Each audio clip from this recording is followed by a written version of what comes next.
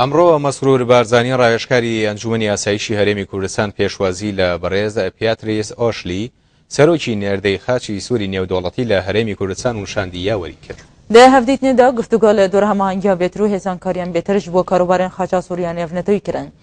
ji balxova Mesrûr Barzanî piştgiriya xwe ji bo kar û çalakên xaça sor li Herêma Kurdistanê şanda te kes li ser wê yekê kir ku li Herêma Kurdistanê xwastekawekê heye ku di hemû wareda prosesa li berçavgirtina binema û pîverên mafê mirovan bêtir pêşkeve û Herêma Kurdistanê jî di vî warî de gavên berbiçav avêtine.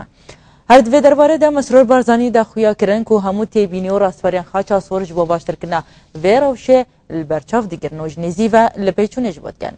Di hemberdişanda xaça sor tevî nîşandana şabûnê li hember pêşketinên warê asayîş û parastina ser û malê welatiyan li Herêmê amadeya xwe ji bo hemahengiyê digel aliyên têkilîdar nîşan deda ku rola çavdêrîkirinê li Herêm û deverên sinûrî û her wiha deverên veqetiyayî pêş de bibin.